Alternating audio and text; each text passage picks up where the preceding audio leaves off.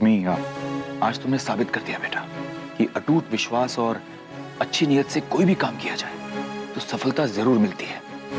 देखा ना, तुम्हारी दलीलों के सामने कैसे हक्का बक्का रह गया था वो सो कॉल्ड नामी लॉयर निकम साहब। तुमने तो उसकी बोलती बंद कर दी। मैं तो उसका वो घबराया वो चेहरे देखता रहा। पापा, फ्रैंकली शुरू में हम बहुत नर्वस थे, लेकिन फिर हमने दिया का चेहरा देखा और ठान लिया कि हमें ये केस हर हाल में जीतना है। हमें उसे सच साबित नहीं होने देना है। आफ्टर ऑल ये हमारे सेल्फ रिस्पेक्ट की बात थी पापा। मुझे आप पे पूरा कॉन्फिडेंस था मां। मुझे पता my mom is the best and she is the best. सही कह रहे हैं आंटी, मुझे भी आप पर पूरा यकीन था। इनफैक्ट पूरा नहीं, सबसे ज्यादा यकीन था। वाह उर्मी, मजा आ गया ये सुन के कि पहली ही हियरिंग में तुमने सबके छक्के छुड़ा दिए। सही कहा तुमने संध्या।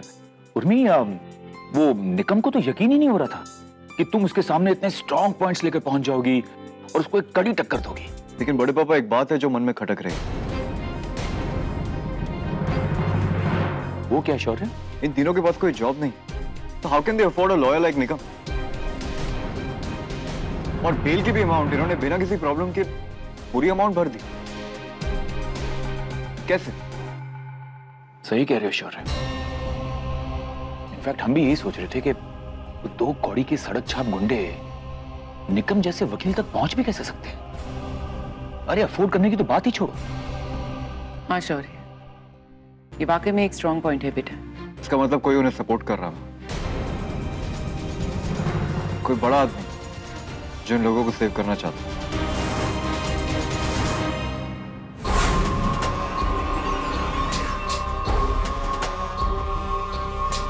बाजा थोड़ा पलट गया है सर, लेकिन चिंता मत कीजिए, केस तो हम ही जीतेंगे।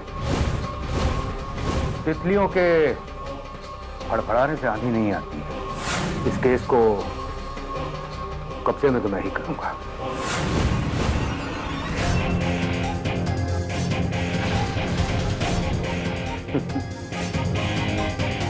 लक्ष्मी मैया की अगर कृपा हो ना तो काम और भी आसान हो जाता है। Thank you.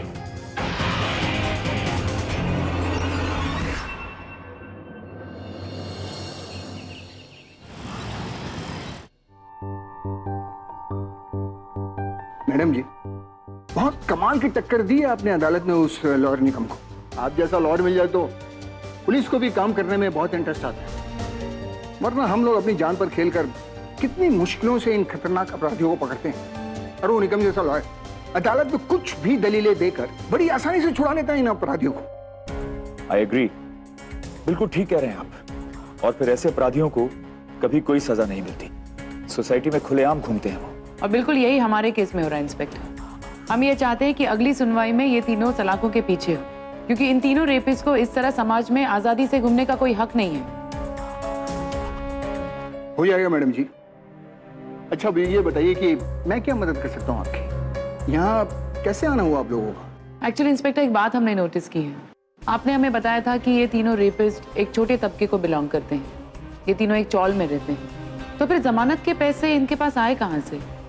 मिस्टर निकम एक एक्सपेंसिव लॉयर है, इतना एक्सपेंसिव लॉयर ये तीनों हायर कैसे कर सकते हैं? बहुत सही सवाल किया मैडम जी आपने। ये बात मेरे मन में भी आई थी, इसलिए जैसे उन गुंडों को जमानत मिली तो मैंने पता किया कि उन लोगों के पीछे ऐसा कौन है जो ये सब कर रहा है। तो पता चला कि उन तीनों गुंडों में एक बबलू मिस्त्री नाम का जो गुंडा है, जिसका कोई गांव का रिश्तेदार है जो यहाँ रहता है, और वो बहुत पैसे वाला भी है, वही है जो इनके लिए ये सब कर रहा है। इसका रीजन क्या हो सकता है?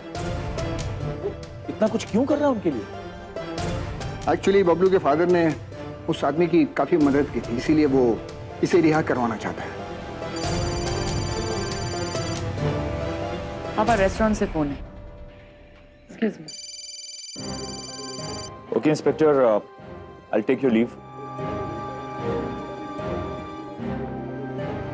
इंस्पेक्टर, आप जैसे चंद सिंसियर ऑफिसर्स की वजह से पुलिस डिपार्टमेंट पर अब भी हमारा विश्वास बरकरार है।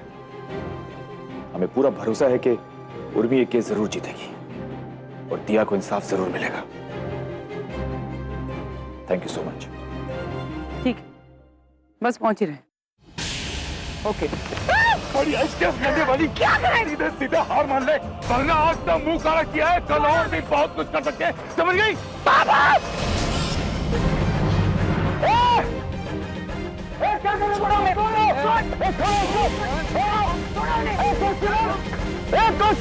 पकड़ो इन्हें!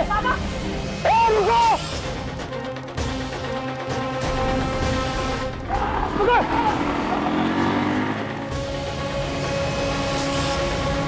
पापा आप ठीक है? चोट तो नहीं लगी? मैं तो ठीक हूँ, लेकिन तुम कैसी हो? Are you okay? और कौन थे ये लोग? क्या कह रहे थे? रेपिस्ट के दो थे पापा, हमें डराने की कोशिश कर रहे थे, चाहते थे कि हम ये केस छोड़ के चले जाएं, सोचते हैं कि ऐसे घिनौनी हरकत करके हम डर जाएंगे, लेकिन ये लोग नहीं जानते उर्मी ईशान सिन्हा है हम, और ये केस तो अब हम जीत कर ही रहेंगे। हमें इंसाफ मिलेगा पापा। औरत को पाँव की जूती समझते हैं ये लोग। ना डरिबो! चलो बेटा।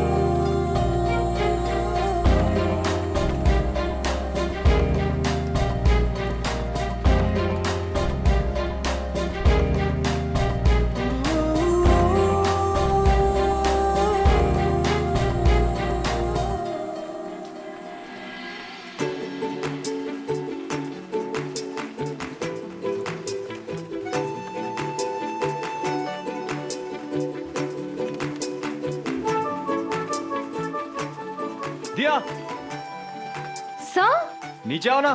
क्यों? अरे बारिश हो रही है। क्यों मतलब क्या? आ जाओ। नहीं सर, मैं नहीं आऊंगी। अरे तुम्हें तो पसंद है बारिश, भूल गई क्या? आ जाओ। नहीं सर, आप भीगिए, it's okay. Sure?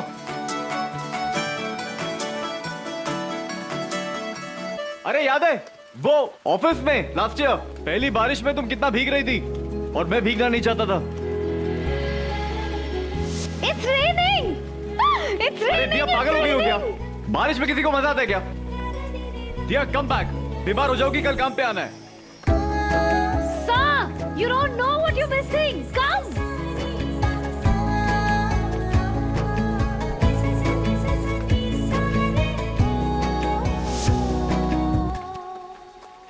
You don't know what you're missing, dear. Come ना।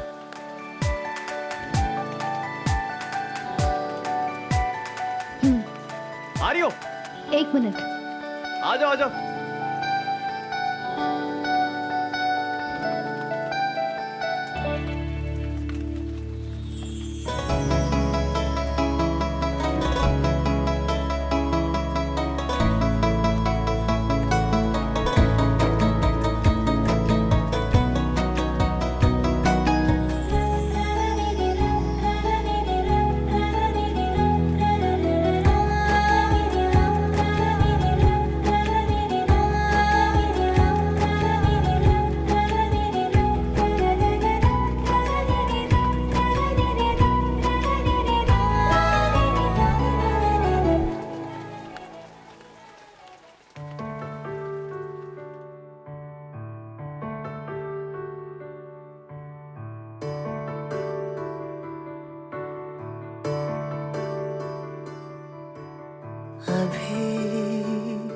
मुझ में कहीं बाकी थोड़ी सी है जिंदगी,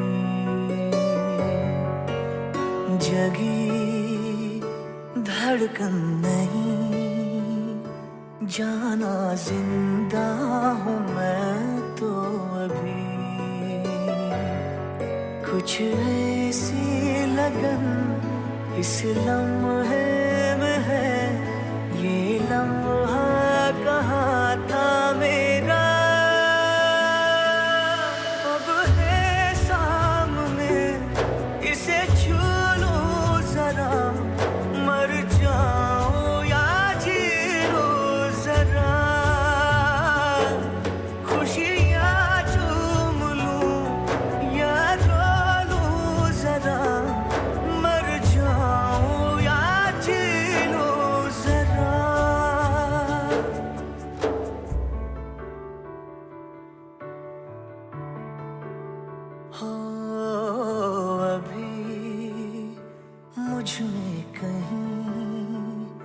बाकी थोड़ी सी है जिंदगी।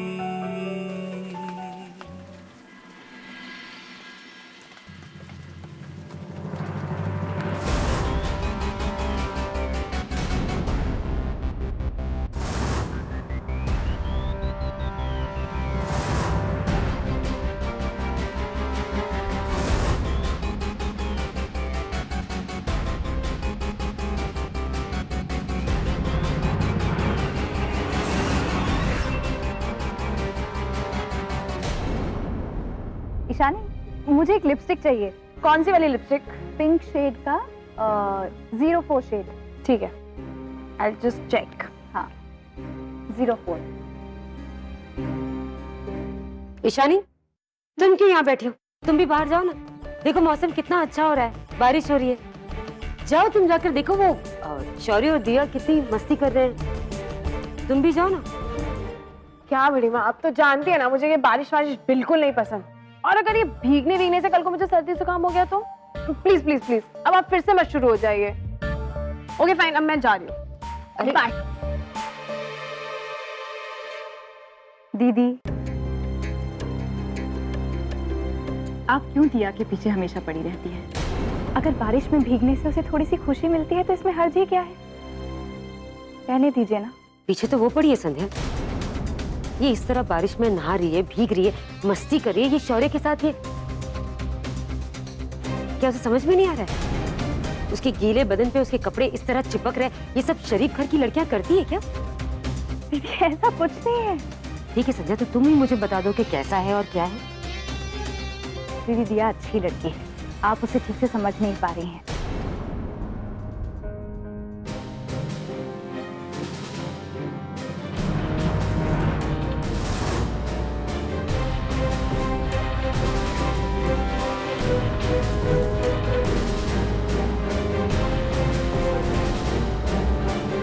दीदी देखा आपने, आज पहली बार उस हादसे के बाद उसके चेहरे पर मुस्कान आई है। जाने दीजिए ना, मत सोचिए उल्टा सीधा उसके बारे में। सीधी तो सिर्फ एक ही बात है संध्या, कि इस लड़की की झोली में खुशियां डालने के लिए मैं अपने घर की खुशियां नहीं लुटाऊंगी।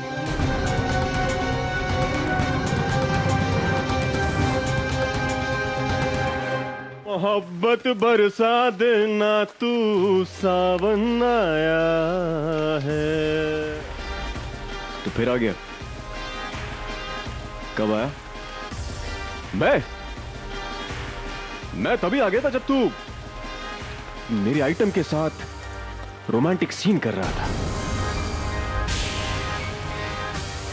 मतलब क्या तुझे ब्लैक बोर्ड पे लिख के समझाऊं क्या? बस तू ये समझ ले कि अब मुझे समझ में आ गया है कि तू दिया की इतनी शिद्दत से मदद करने में क्यों लगा हुआ है। मतलब तुम बहती गंगा में हाथ धोने की फिराक में हो। धो लो, बहुत मजा आएगा। धो बेटा धो। तेरी बकवास सुनने का मूड नहीं है मेरा। बकवास नहीं करता हूं मैं, हमेशा सच बोलता हूं। अरे यार मैं तो सच्चा इंसान हूं, अभी भी सच ही बोल रहा हूं। तूने सोचा होगा कि जब मिठाई का डब्बा खोल ही गया है तो क्यों ना उसे चख भी लिया जाए। चख ले, बहुत मजा आएगा। तेरा तो हक बनता है, क्योंकि तू दिया के चारों तरफ चक्कर मारता रहता है उस चमचा बन के। दिया इधर जाएगी तो यहां पे जाएगा, इधर जाएगी तो यहां पे जाएगा। 24 घंटा दिया, काम धाम तो कुछ है नहीं तुझे। और भाई तेरा हक तो सबसे ज्यादा बनता है। पर हाँ, मेरी तरफ से फिक्र करने की कोई जरूरत नहीं है। बिल्कुल टेंशन मत लेना मेरी वजह से। मेरी तरफ से बिल्कुल फ्री है तू। जैसे मैं फ्री वैसे तू फ्री। एक बात बताऊं भाई, मैं तो खुद चाहता हूं कि मैं भी अपना मुंह मीठा कर लूं।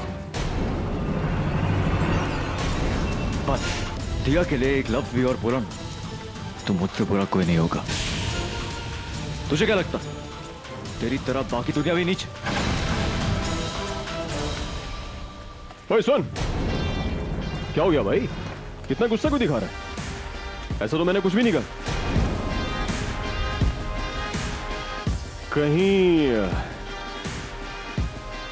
तुझे दिया से प्यार व्यार तो नहीं हो गया बे?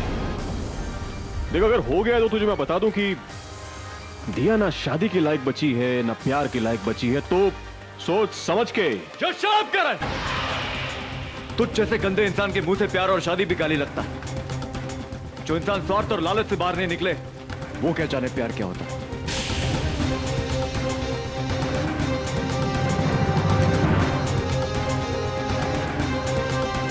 तेरे और मेरे मिलने का मौसम आया है।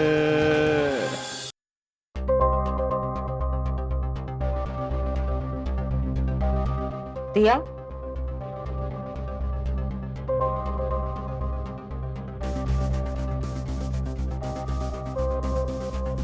तुम्हें देखकर लगता ही नहीं कि तुम्हारा रेप हुआ है।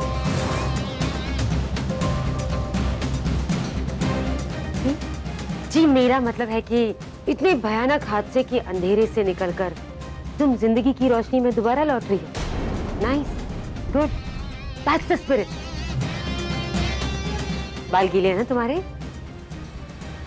देखा मैंने, तुम बाहर बारिश में भीग रही, खूब एंजॉय कर रही।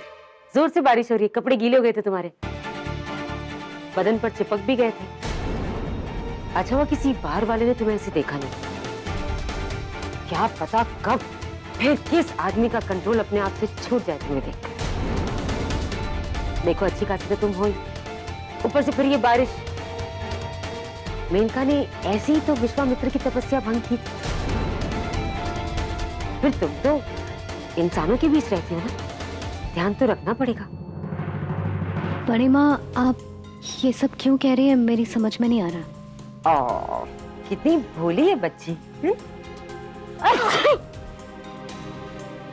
देखो जरा बीमार मत पड़ना। वो क्या, अगर तुम बीमार पड़ गई ना तो शौर्य और मैं इस घर को सर पर उठा ले। और फिर मेरे पति देव, मेरे अनिरुद्ध, वो तो हो सकता है कि हॉस्पिटल ही घर ले आए। नहीं बड़ी माँ, I'm fine. Nice, thank God you are fine. तुम फाइन रहोगी तो तुम सब फाइन रहेंगे।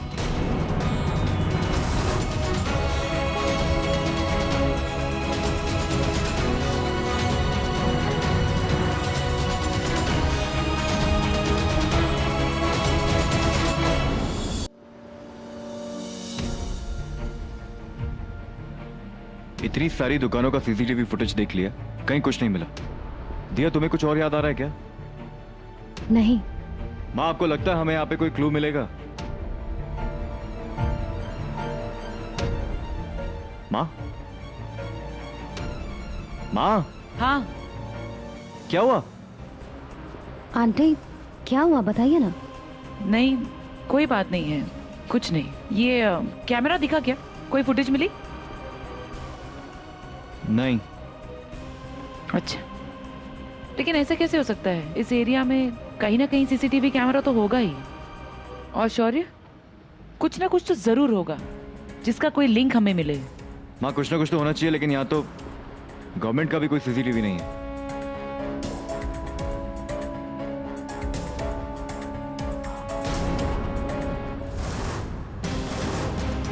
शौर्य, एक मिनट रुको। वो वहां पीछे एक सीसीटीवी कैमरा है। कहाँ? वहां, वो उस बंगलो के बाहर। माँ, वो तो प्राइवेट प्रॉपर्टी है। हाँ तो क्या हुआ, उसमें फुटेज तो होगा ना शौर्य। पर आंटी, अगर उन लोगों ने हमें परमिशन नहीं दी तो, एंड ऑलरेडी इतने दिन हो गए। बेटा, रिक्वेस्ट तो कर सकते हैं ना। वो फुटेज हमारे लिए बहुत इंपॉर्टेंट है। At least we have to try. चलो चेक करते हैं। चलो।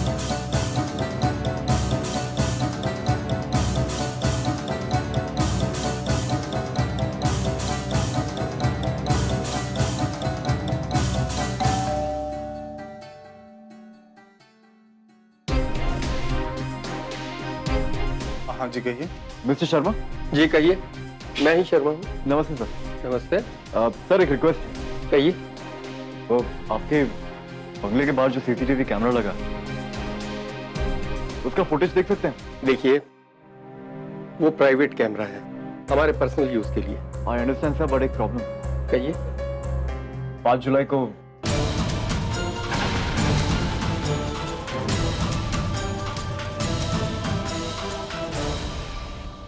देखिए, हम किसी चक्कर में पड़ना नहीं चाहते, प्लीज समझने की कोशिश कीजिए। अगर कैमरा फुटेज से कोई एविडेंस मिल जाता है तो हम दोबारा उन रेपिस्ट को अंदर कर सकते हैं।